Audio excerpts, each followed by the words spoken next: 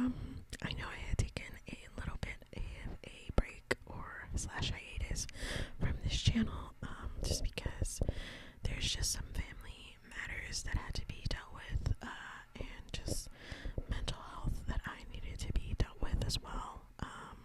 But yeah, I'm happy to start making videos again, and so I just thought with this video I would just be talking, reading a Reddit story of the Am I the Asshole subreddit, to just, help anybody who has trouble falling asleep.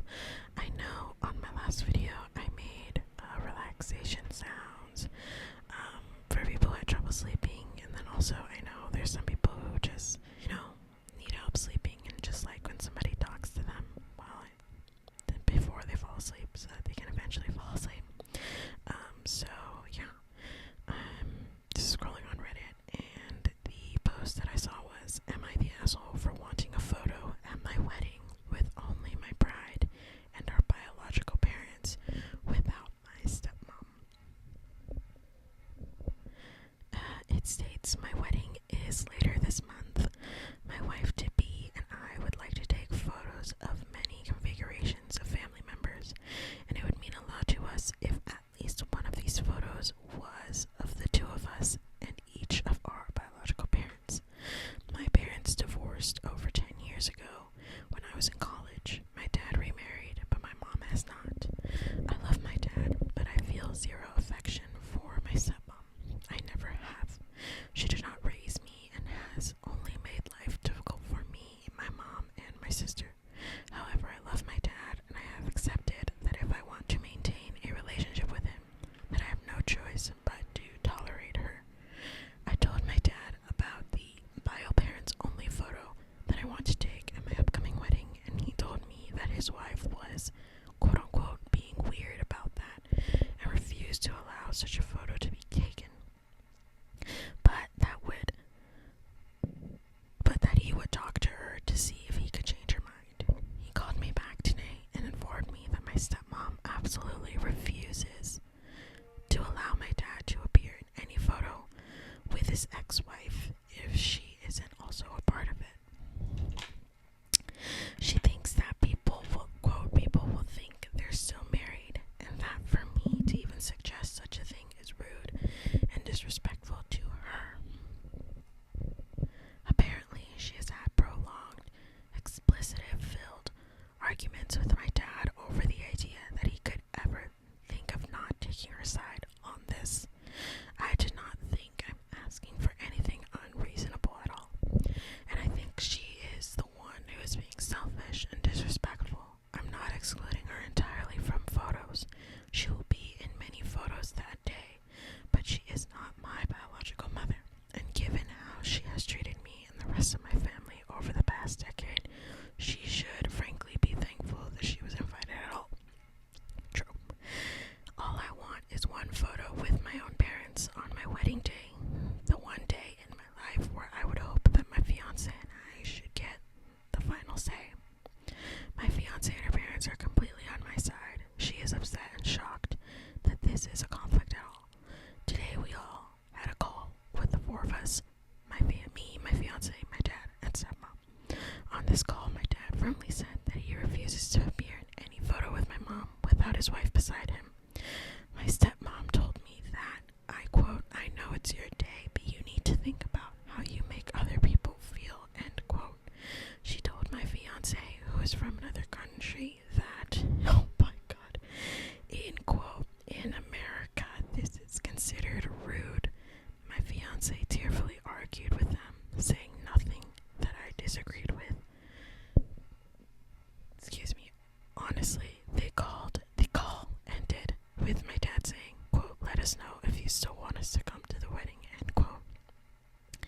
Am I the asshole for thinking my stepmom is being completely unreasonable, and that my dad has let me down by siding with his wife over his own son on his wedding day?" Okay. I would say that, and this is just my opinion,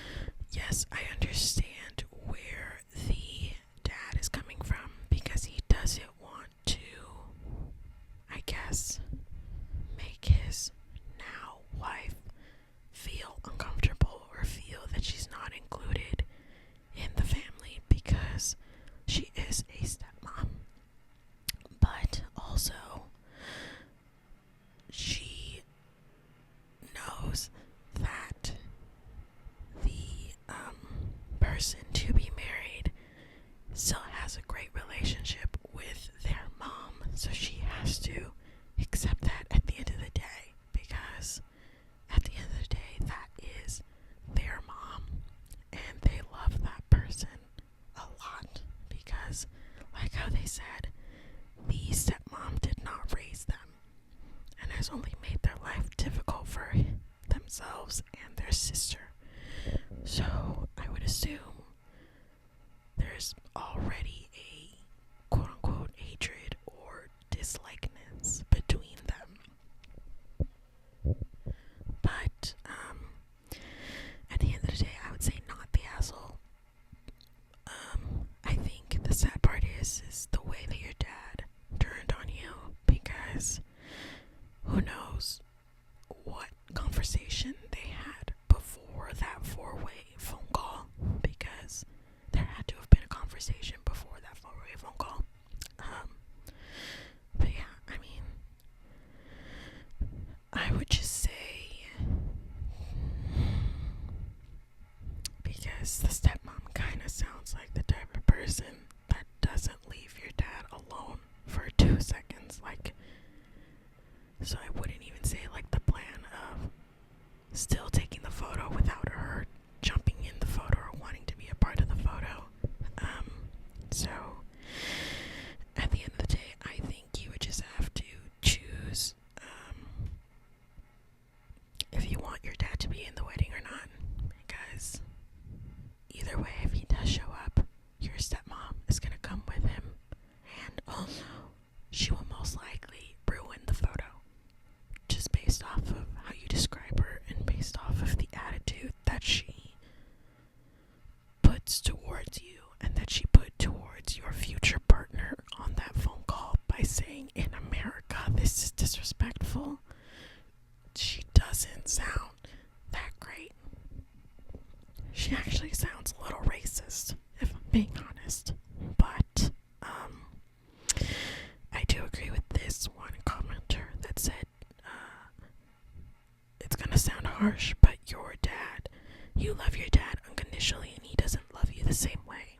Because going back to what I'm saying, where he is letting your stepmom like contradict and like make all the decisions in his life, because at the end of the day, in my opinion, he should have stepped up and been like, "Hey, this is my son, my daughter, my kids' wish. I'm going to respect that, because hopefully this is the last wedding they have, or even if there are multiple weddings, like this is what they want. And at the end of the day, I have to respect that, because at the end of the day, they are probably the ones who are the couples getting married are probably the ones who are paying for everything, who are paying for the photographer, for the videographer, everything of that wedding. And so I think at the end of the day, you have to kind of make the decision of, to avoid conflict and to avoid like drama happening at that wedding, I would say probably exclude your father from the wedding. I know it would hurt, because you want that person that you love so much to be a part of this time of your life. But at the end of the day, the way that he flipped on you wasn't that great either, because like how this commenter said, if they loved you unconditionally, they wouldn't have done that. They wouldn't let this person like dictate their decisions, make them feel the way that they have to feel. Yeah, I would just say plain and simple, you shouldn't invite him. It's gonna hurt and it's gonna be harsh looking back at those photos and that he's not there. But sadly, I think that's gonna be his like wake up call of like, damn, I really missed my kids' biggest day of their life because I let somebody else dictate my own decisions. And so hopefully it's kind of a wake up call. But I mean, there are people who are saying a good photographer can edit her out,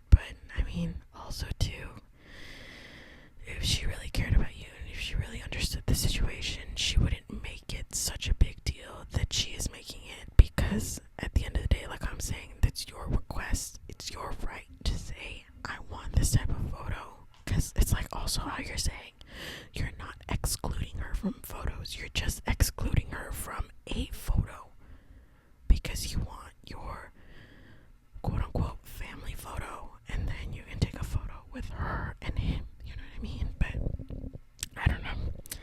I think she's just making it a big of a drama as it is. This Reddit post was posted like 3 days ago, so I don't know when your wedding is, but I hope you made a decision by that point.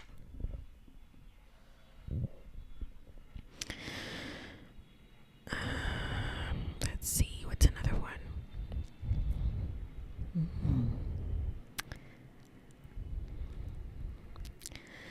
The ones that I'm getting are mostly weddings. I feel like I just opened a Pandora box by clicking on this one.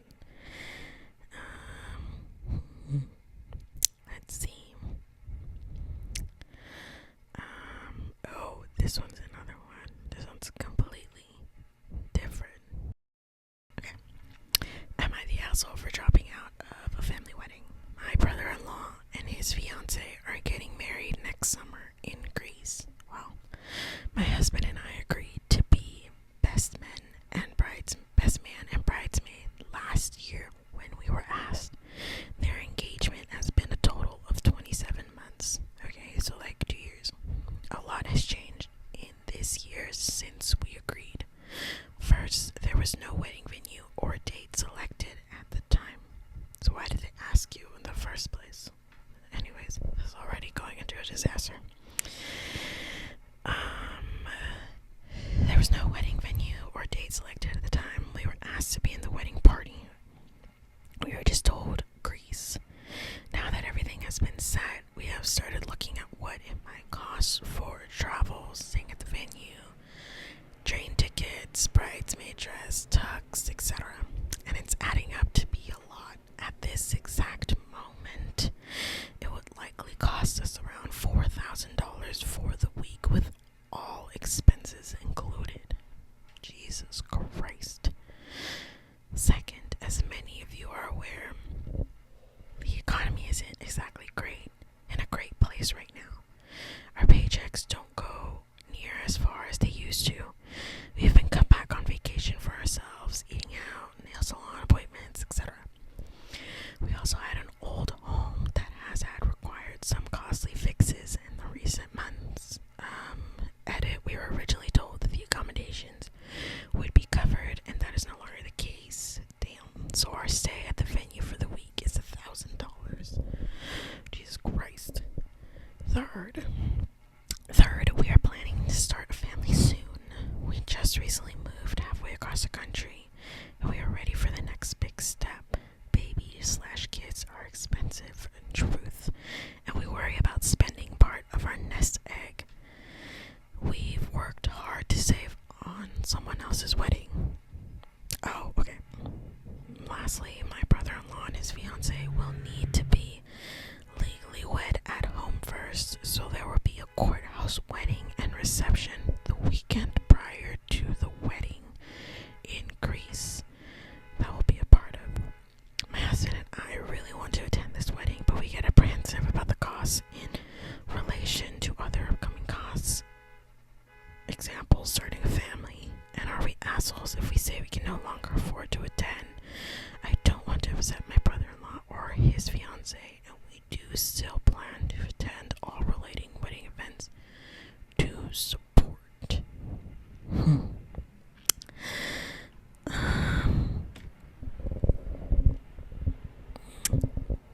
I would say not the asshole, because at the end of the day, the person who's going to be in debt are the both of you.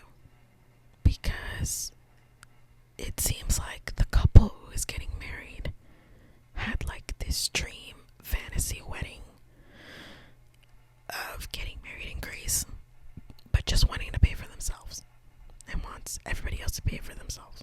And it's like, the time that you decide to make a destination wedding and you're asking people to, quote, take time off from their job, get vacation. Some people don't have enough hours of vacation. There will be a few people who will probably get 4 days paid vacation versus the 7. They're not really taking into consideration that this is a lot of money. Like, yes, they want to get married and they will have, ceremonies here prior to that big ceremony in Greece. But at the end of the day, you're not forced to. Sorry, there was a bug on me. Anyways, at the end of the day, you're not forced to attend something knowing that at the end of the day, you will be the one that's affected. Because I feel like if you tell them that, if you say like, hey, if there is a true like friendship, love, and respect between the couple and yourselves, then they would understand why Greece is very expensive for you, because it's very expensive. Not a lot of people can just vomit $4,000 on a trip. That's crazy. Like, it's what you're saying, where the economy is not that great. But it is what this one person said, that you are going to the courthouse wedding and reception before the trip to Greece. So are you essentially attending a vow renewal? Because for a cost of $4,000, that's a hell no from me, dog. Attendance at the courthouse wedding and reception is just fine. Just send your regrets for the destination vacation, because that's what it is, not a destination wedding. Exactly. There's things that are going to happen prior to Greece. I think if the entire thing was in Greece, that would be crazy. But if you're still going to be a part of little things before Greece, I would say you should mention it, like, hey, I can still do this and this, but like the big thing in Greece, I can't because of XYZ. And like I'm saying, if they really care about you, if there's love in this relationship, they would understand. So, yeah.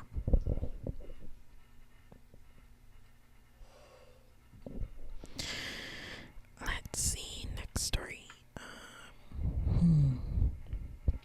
Ooh, this one's recent. Okay. Sorry, I got really excited. This one's like 9 days old. Hold on, there's a plane going by. I live by LAX airport. I want y'all to hear this. Okay. Am I the asshole? My family doesn't know that I'm getting married. Okay. I am 30-year-old female, and I would be getting married to the love of my life, 30-year-old male. I want to get married this year on the day that we met, which is in September. Okay. But my sister is also getting married this year. Oh, Jesus. I told my mom that I wanted to get married in September, but she told me that I'm not allowed because in my culture there is a superstition that if siblings get married in the same year, then one of them will get divorced. Oh, interesting. Never heard of that one. I wonder what culture that is. Comment down below if you know. I personally don't believe in the superstition. I believe that marriage and loving someone is a choice and hard work. True. And I choose to love this man and keep loving this man for the rest of my life. And the reason that I want to get married this year is that I'll be finishing up my master's degree early next year, and I want my married name to be on the degree. I also really want to get married on our anniversary. I keep bringing it up to my family just as a thought, because part of me really wants them to be there, but my mom and sister keep insisting that I'm not allowed to get married this year.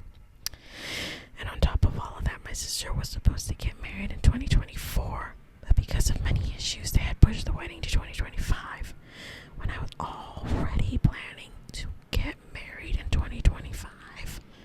So at this point, I'm eloping with one friend as a witness, and my family doesn't even know. Am I the asshole? Girl. Okay.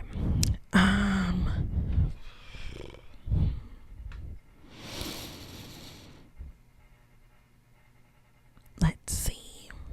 I mean, okay. So I get the fact that you want your married name to be on your master's degree, and like you want it to be like all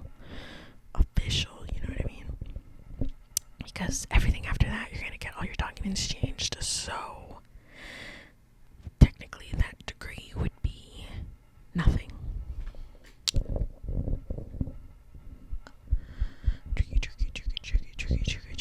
Tricky. I would say not the asshole, because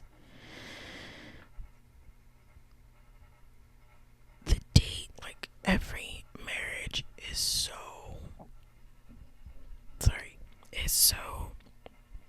special in their own unique way. I think it's a little weird and a little, like, kind of not toxic, but it kind of gives the ick that your mom and your sister are like, no, you can't get married this year because I'm getting married this year and this can't happen. Like, they're not because, like, your sister should be the one who should understand you the most. Where, like, you love someone, you're trying to get married, you want to spend the rest of your life with them, and she's like, no, you can't do that because this is my year, I'm supposed to get married, and whatever. I do, though, agree with this one person that says not the asshole. The date is something special, so it's completely understandable, but obviously you have to go into this accepting they will be very upset with you. It just depends on your priorities. Yeah, because I think as a person, I'm about to get real right now.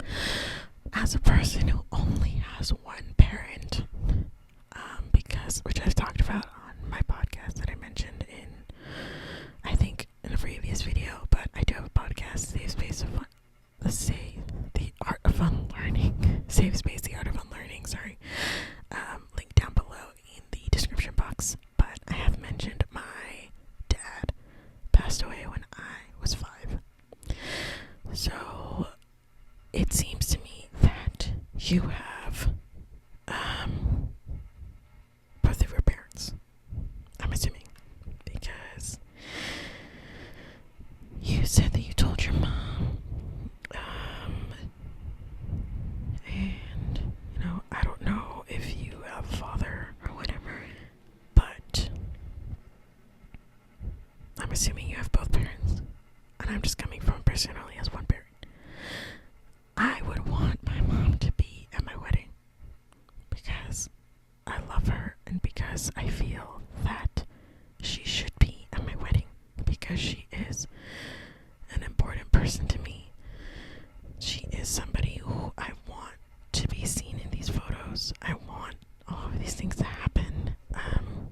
I mean, yes, you can elope and you could, maybe do something later and just make it seem like to your parents that you're not married, and then do the big thing and make it a huge surprise at the wedding that, like, you're already married or whatever. But it's true, at the end of the day, do you want, like, that to be the thing, or do you want it to be that you got married and not that you got married behind my back?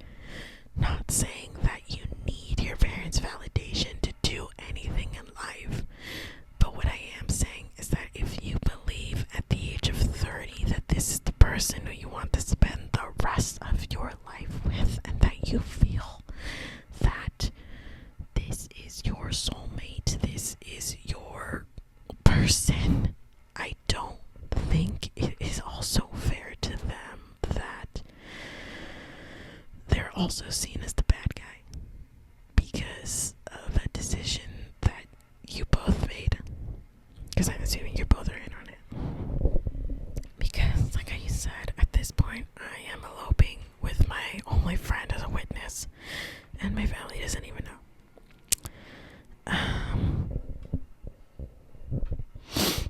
There is also another person that says not the asshole, but they will blame you if you or your sister get a divorce. I think it's tricky. It's tricky. It's really tricky. Because some people are saying, well, you can do like a courthouse wedding this year and then have your wedding party / ceremony the following year. It seems that you want to marry name on your degree before you graduate, so that would solve that. As far as you wanting to get married on your anniversary, there's always next September. Yes, it's your wedding at the end of the day, but is it worth causing a potential fight or rift in your family? It goes back to like how far your priorities are. Like, do you not care that you're gonna be in a huge fight with your family and potentially not have a great communication with them, and put your love first? I mean, you're an adult. You can make a decision. You're 30 years old. But yeah, I don't think you're an asshole for wanting to get married. I just think, like I'm saying, you really have to just take a lot of things into consideration.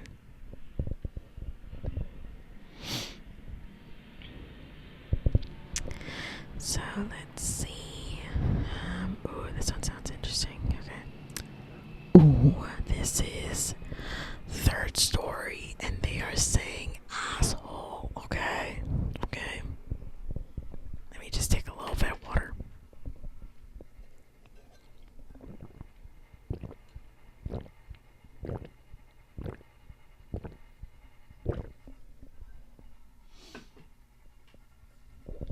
Okay. Am I the asshole for speaking the truth to my family? Ooh. What type of truth, girl? Am I the asshole in this situation? Basically, my grandpa's currently fighting a battle he can't win. Okay. He has most likely been the only male figure in my life. My father is in the picture, but not much of the time. My grandpa taught me to shave, how to use a drill, and what everything in a car does. Okay. He started off with lung cancer, damn, and it has unfortunately spread to the rest of his body, including the brain. At a family gathering the other day, everyone came but my cousin. They had a cold. I told him not to sit next to Grandpa. Everyone agreed, but as soon as he started crying, my grandpa hugged him. Damn it. I got angry and blurted out that he shouldn't be going anywhere near him in his condition. My family told me I was being mean. I decided that it was time for some cold hard truths. Oh God. I stated that no one who even has the sniffles should be going near him. I said he may not have that long left, and he should not risk it. I got set on a walk, and by the time I got back, everyone was leaving. Okay. A few days later, I went to my grandparents' house. I noticed he had given up fighting, and I said something I shouldn't have. I called him selfish for giving up. He isn't doing anything the doctors have been telling him. He's supposed to either have a cane, wheelchair, or mobility scooter, sorry. He has none. I called him selfish because my aunt is currently pregnant with his 5th grandchild. Jesus. And he should be there to see him. I also called him selfish for just not fighting enough. I have 3 grandparents left at the age of 18. I know I should be thankful, but one is currently giving up. One who always wants to talk about the dark things in life, and one who can't remember who I am. So the first one is his grandpa, the second one is his grandpa's wife, and the third one is his nan, his grandpa's mom. Okay. So yes, I called him selfish because he's the only one who truly gets me in the family, and I can't lose him just yet. Edit. I know I am the asshole, but I need to get to the point when everyone else was beating around the bush. The doctors have told him he can live for at least another year if, and that is a big if, he listens to them and does what they tell him to do. Using a wheelchair or a cane and not getting into a mindset of giving up. Eating healthy and most importantly not working. Yes, he still works. The cousin being sick was justified. He has been strictly told not to be in contact with anyone who is sick. My grandpa has a compromised immune system. I take care of Nan with dementia 3 days a week while working a part-time job and going to college. It builds up a person, and going to see one of your already given up grandpas, then having pretend everything is fine with others. I had enough. I know I was wrong for saying it.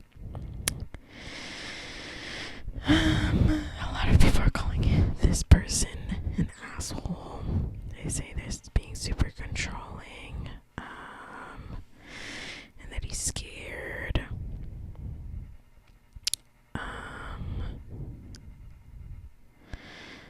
But I think I relate to this person on the same level because my grandma, she was 90. She passed away this past March, and I had been taking care of her and been her power of attorney. For people who don't know what a power of attorney is, it is basically the person who makes all of the legal decisions for said person.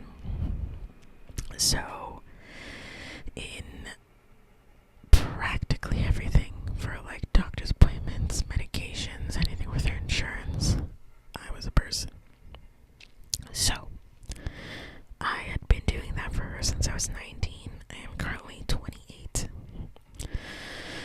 I understand because of what you're saying. Your grandpa sounds like a person who is still able to do a lot of things on his own and who is still able to process what's going on, understand what's going on. And I think it is also hard for him to understand that he needs help, that he needs somebody to be there for him. And it sounds like, sadly, at the end of the day, you are that person in your family who had to step up and take care of them because you're the younger one.